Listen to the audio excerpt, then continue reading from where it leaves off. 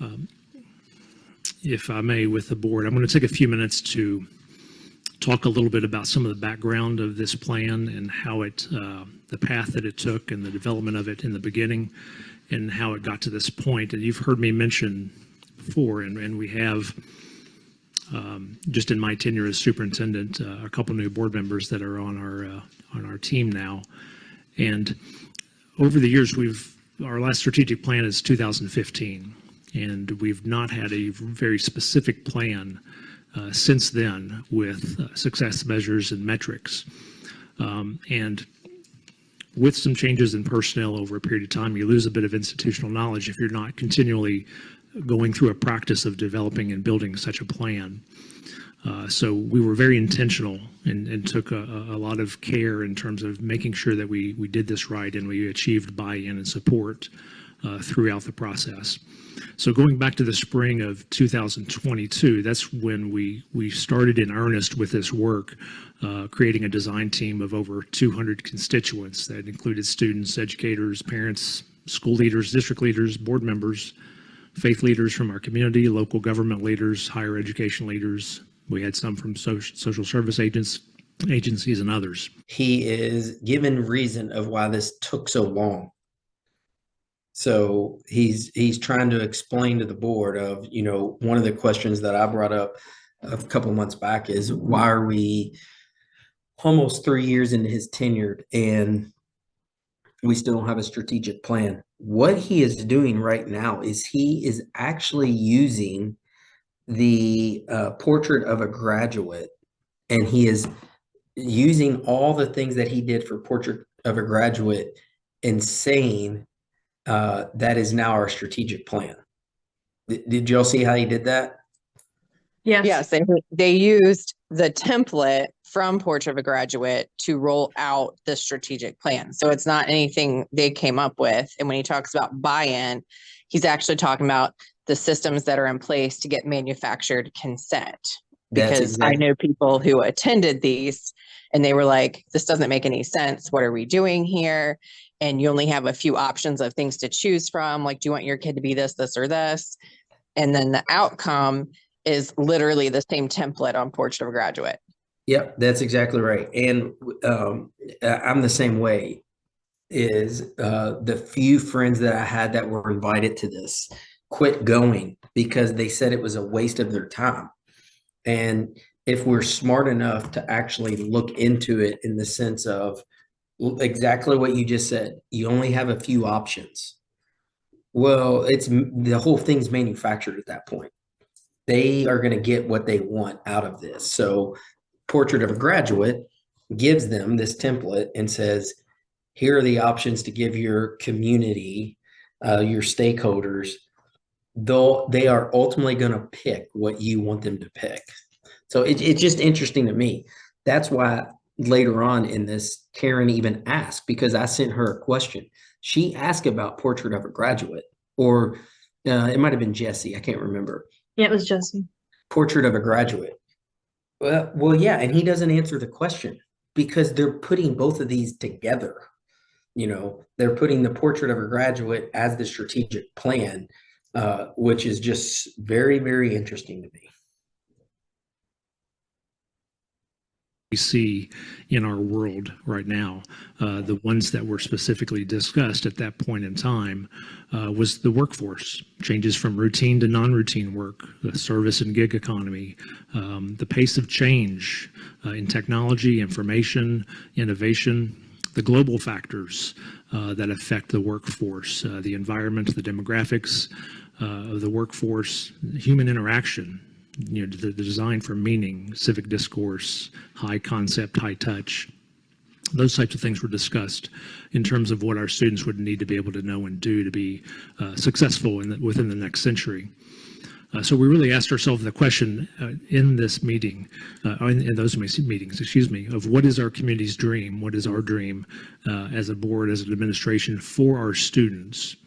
And also, what are the employability skills? What are the competencies that our students need for their future?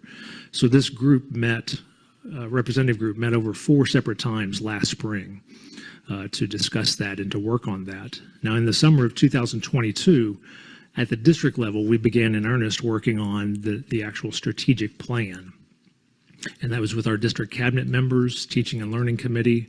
That was myself, our deputy superintendents, assistant superintendents here, our executive director of student services, directors of finance, human resources, special education. That's my cabinet that we meet on a weekly basis to work and plan and prepare for everything across our school district. So we began this work and planning and putting it together. And one big question that came up during that work is, why do we need a strategic plan? What is the real purpose? We already have a comprehensive district improvement plan. We already have school improvement plans that are put into place. Those are required by the state of Kentucky for us to plan out based on the performance of our students. So we wanted to really talk about why we needed to do that and the purpose for the plan. And really it's just this, it's to start an inquiry on every aspect of our school system, making sure that we're doing what we want to do, and we're moving in the direction of the things that we want to do for our students, for our district, for our community. It also creates unity across the system, where we all know there's some coherence in terms of what's important, what are the priorities we want to set. It would help us align functions within our school district where we may have some things that are repeated and we want to combine together. Strategic resource allocation, making sure that we're very thoughtful where we apply our funds and our resources. And it's also a filter for decision making, meaning that is something new that we want to do, does it line up with our strategic plan, and making sure that we're putting our money where our mouth is, so to speak, on moving in the direction, doing what's best for our district. So within that process, we developed priority areas, the big overall areas of the plan, the objectives, strategies, and items for that plan. And then also we conducted a self-assessment at that time back in the summer. We gathered perceptions about the vision, aligning policies and practices to the vision, aspirational thinking, and we drafted some plans. At that point in time, we came up with our priority areas of world-class education, 21st century learning, talent development, stakeholder engagement, and operational efficiency. Okay, can you stop that? Working team Here's the best part about this. He acts like at that point that his cabinet came up with all of those. What people need to understand, our district paid $80,000 for Hanover Research to come up with our strategic plan. And so they actually did a survey that was taken by district people, taken by board members and principals. Now, I don't think it got down to assistant principals. With the few that I've asked, they do not remember participating in that. It was done in 2021, or they got the results in December of 2021. And I only know this because of open records request, but that is where they came up with those 4 points. If we look at the Hanover Research side by side to the strategic plan, you will see the concentration areas that Hanover Research gave Boone County is the four goals that they have in the strategic plan. So the fact that he is acting like they came up with these looking over their school district is humorous to me, when really we paid a company $80,000 to do that for us. And why are we paying a company to come up with a template to go off of when Portrait of a Graduate was literally handed to them and that's their template? Those are literally the same things that Portrait of a Graduate talks about. Right. Yeah, that's just because we like to spend money. But don't worry, in this new strategic plan, we are going to eliminate our excess spending. That's what he says. So that's also comical. We can talk more about that later. It went on into May and June of last year for the general structure of those priorities and those objectives. We gathered together a writing team and adding a few more people to that work to complete the language for the objectives and the strategies that went from about mid-June to August. And at that time, that's where we trimmed it down. We combined world-class education and 21st century learning into one term. That's all together in world-class education. So our 4 priority areas became world-class education, an empowered workforce, stakeholder engagement, and operations and resource optimization. And so that takes us to the beginning of this current school year. After we have done some very strong internal review of all of that work that we've put together and coordinating and developing those objectives, what I want to do is just use the one item, the world-class education, that priority area, as an example. And let me just talk to you about some of the work that we did as a district all last fall with world-class education, because it was significant work with our school teachers, our leaders, district leaders, drafting, editing the plan, prioritizing the steps that we would need to achieve success. So let me just walk through that. It's like he's literally reading from their website. It says, do you have a 21st century deeper learning vision for every student? It has the design process. What are your hopes, dreams, and aspirations that our community has for it? He's literally reading from this template.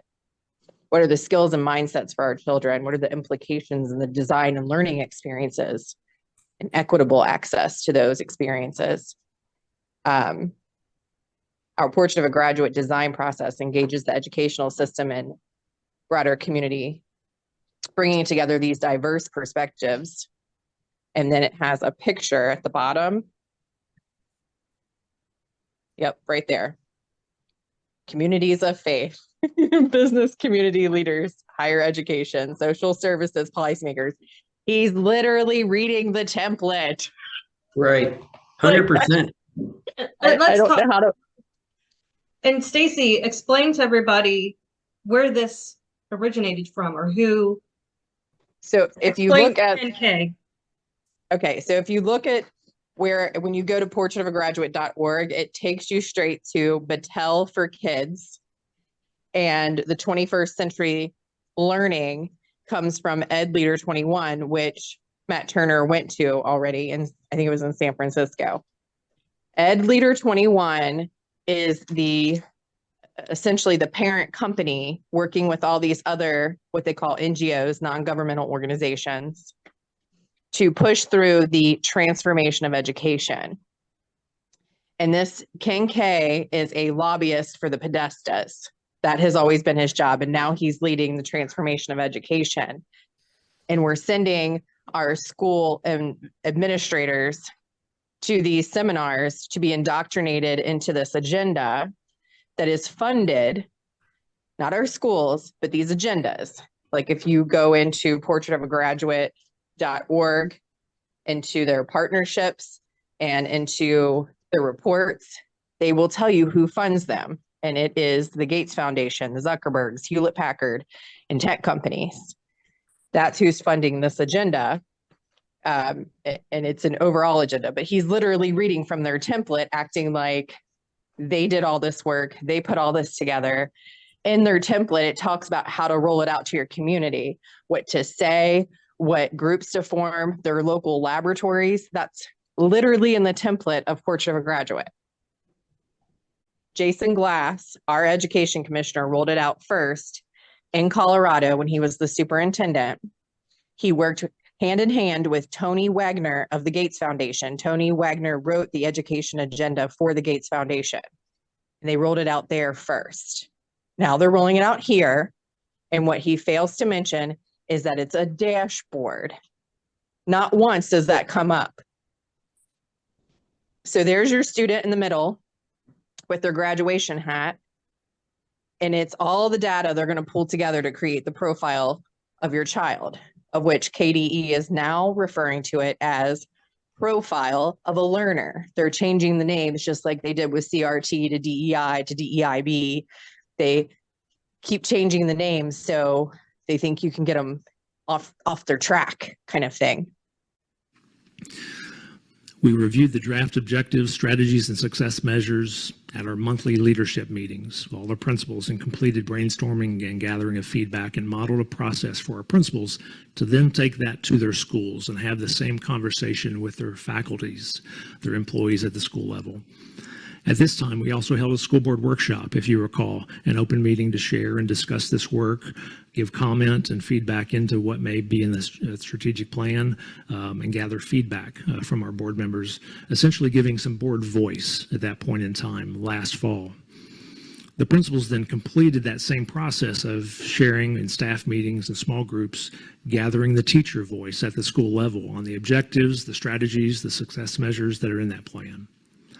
We then met separately with our elementary school principals to gather final input for the elementary level. What are their common themes? What are their priorities? What are their strategies? And we then completed that same process with our middle school principals and then our high school principals. And that gave us our school leaders' voice to this strategic plan. And this process indicated that we had a lot of unanimity and common alignment in our district strategies among each of the levels. Now, Learning Support Services then stepped in at this point and examined the previously developed 3 to 5 year plans that LSS had. And we did the respective domains and areas of responsibility of that plan. For example, professional learning or special education, English language learners, those services we provide. And it provided us to be able to kind of connect what's the work in our schools and what's the priority to what's the work in our district office and the priority to make sure we match that. So in the district there reviewed the plans in relation to the common elementary priorities and strategies to the items that the schools had prioritized that may not be reflected in the plans of LSS. This process was completed for the middle schools and high schools and their plans as well. And this created that calibration of work of LSS and the priority of our district goals. And so therefore we had our district voice together as school leaders and as district leaders. LSS went ahead and incorporated those common priorities that were not in their plans. They went ahead and put those in, and we did the same from what the items that we had on the LSS plans that were not in the strategic plan to be sure that we had those connected as well. So the formalizing of all this work within each level of the schools and with Learning Support Services essentially has created the plan that you have before you. Now, mind you, we have other areas I was just speaking about, for example, with world-class education.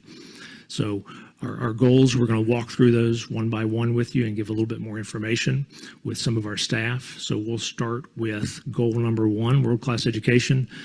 Dr. Detweiler is going to step forward. So I'll read the first goal to you so that we can hear it all together. Boone County Schools will provide a world-class education to develop essential academic and non-cognitive skills for every student in order for them to be successful in college, career, and in life, and achieve their full potential as lifelong learners and empowered citizens. This goal really starts with the really great work we've done in the district with the standards, the clarity of the standards, the alignment of the instructional core, and what we've done with our priority standards, and folding in what Mr. Turner was talking about, our community conversations when we ask the community, what are those non-cognitive or what are those employability skills that our graduates need to have in order to be successful in life. It also includes moving forward in the next couple of years, really strengthening our RTI or our MTSS, multi-tiered system of supports, making sure that at every grade level, those students have what they need to be successful.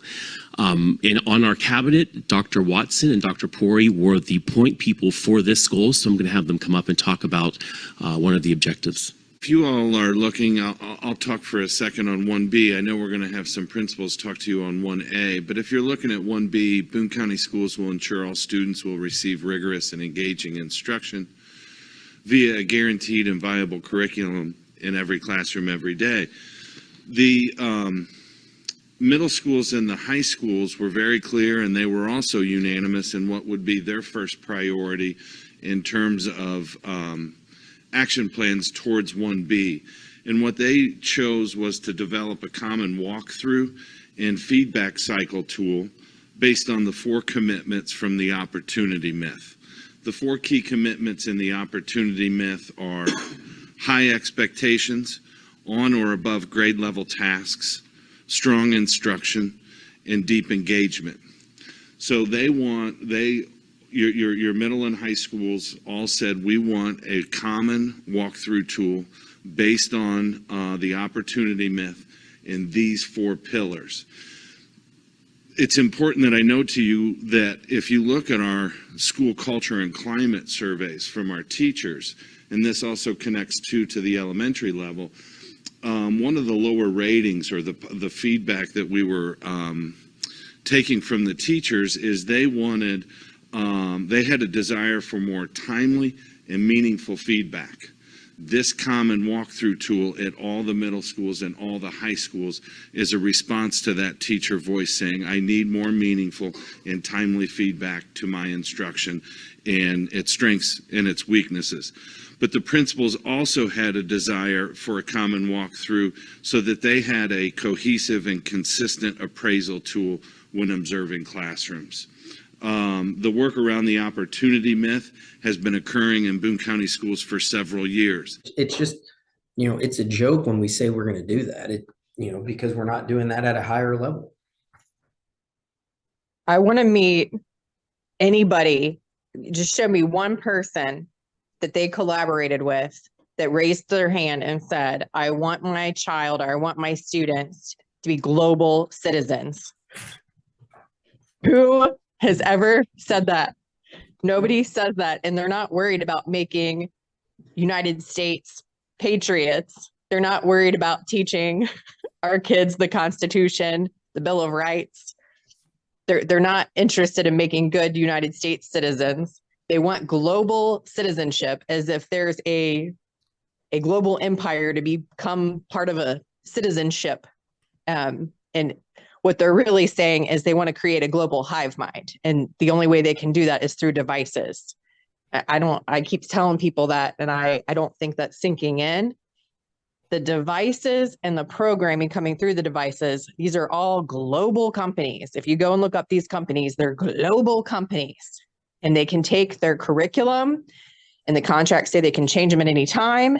They can put them in any language. And this is something that was rolled out. The Chromebooks, look it up. It's been rolled out globally. So when they talk about global citizenship, they're talking about creating a global hive mind. And when you look at the science that's being taught to these kids, it's plastic bad, climate change. It's creating these narratives, false narratives, false paradigms, but they're going to be convincing an entire generation of people globally into a global citizenship. And if anyone reads the Bible, if you want to go into this biblically, do you want your child part of a global citizenship? Yeah. Just blows my mind. No one said that, Matthew Turner, but it's in there. It's a good point, Stacey, where you talked about how it's global, because when we started digging deeper into these contracts, if you go to the parent company, kind of like what Marianne was referring to when she was talking about the tech plan, if you go back far enough, some of these companies are overseas. They're not even in the United States. So this is, like Stacey said, it's part of that global citizenship. Common objective amongst the middle and high schools has allowed this work to now be formalized and be implemented towards an actionable walkthrough tool. That makes sense. That was Dr. Pori. I called him on Monday. He still hasn't called me back. For 1B, to what Dr. Pori said, we're very aligned and very coherent with the priorities that really all levels have chosen. So the elementary's top priority that they listed through their work is professional learning for PLCs, especially to new teachers, new principals, new administrators, so that they're able to provide adequate levels of support for students. And so that is naturally our theory of action, and what you hear me say a lot about how we do our business in Boone County with professional learning communities. Another priority, though, that is very aligned to what Dr. Pori mentioned is also that common walkthrough tool that really is highlighting the 4 key commitments: the high expectations, honor above grade level tasks, strong instruction, and deep engagement. And really the excitement around that is we'll be using common language across all of our schools, and you could really flesh that out with teachers. When you have first grade teachers around the table, we can all come up with common definitions for what does high expectations look like in a first grade classroom. What does strong instruction look like? And then that's how you co-develop those look-fors. So again, as a system, we're all kind of united and on the same page with what we're supposed to be doing for students. So that really was the elementary. We also mentioned the focus for early childhood supports as well, and looking at that for a metric for our first year. But overall, we are really excited about moving forward. And really that concludes all of our levels for 1B, Dr. Detweiler. that's the other program we're using. That company is owned by Merrick Garland's son-in-law and venture capitalists who are also pushing the same agenda, the 21st century skills. They're helping roll out this agenda as well, but the panorama has to do with all the surveys that everybody's given and the dashboards as well. The framework, I mean, it's the same thing, the 21st century learning strategies and implementation. Social emotional learning. This is all for the fourth industrial revolution. I encourage everyone to go look that up, fourth industrial revolution, and you will see what they're doing, because it's, Matthew Turner said, it's for employability, because all of our kids are going to be employees. They're not going to own their own business. They're not going to be entrepreneurs. We're not setting them up to run things. We're setting them up to be employees. There's that word again. Global. It's the same thing though. It's all the same innovation, global awareness. I mean, it's all the same terms because they have to indoctrinate it at the highest levels. The concept of global citizenship is embedded in the Sustainable Development Goals through SDG, which stands for Sustainable Development Goals 4, ensuring inclusive and quality education for all and promote lifelong learning, which includes global citizenship as one of its targets. By 2030, the international community has agreed to ensure that all learners acquire the knowledge and skills needed to promote sustainable development, which again is the United Nations World Economic Forum's agendas when they say that, including global citizenships. Universities have a responsibility to promote global citizenship by teaching their students that they are members of a large global community and can use their skills and education to contribute to that community. It says global citizenship is the umbrella term for social, political, environmental, and economic actions of globally minded individuals and communities on a worldwide scale. The term can refer to belief that individuals are members of multiple diverse local and non-local networks rather than single actors affecting isolated communities. Promoting global citizenship is sustainable development will allow individuals to embrace their social responsibility to act for the benefit of all societies, not just their own. Umbrella term for social, political, environmental, and economic actions globally. So when you hear them use a term, you can go look it up online and just put United Nations with it. It'll tell you what's really going on. The Kelly Craft agenda. Oh my gosh.